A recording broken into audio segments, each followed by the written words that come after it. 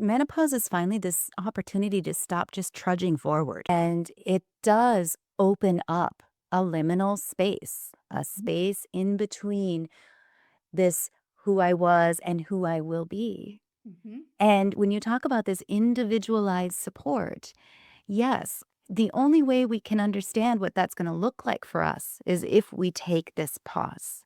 If Yes. we just keep trudging forward day in, day out, well, we're not going to be able to know what's best for us. Yeah.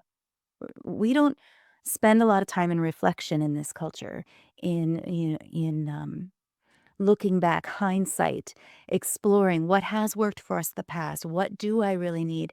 And what I see in this space is I see an opportunity for initiation, Mm-hmm. initiation into a new way of being. Exactly. But, Mhm. what would it look like to have an initiation? Some kind of, and this is what I talk about, is this idea of a pause day in menopause, Mhm.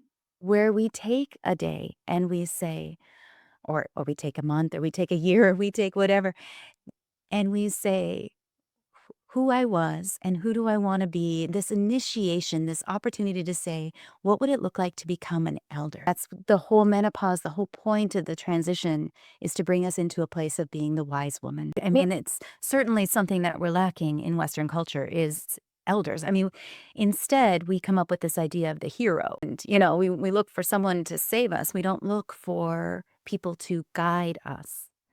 And it's very different things. So not even they couldn't so what about, like, being the hero of their own journey? You know, how Joseph Campbell talks about that with the hero's journey. Mm.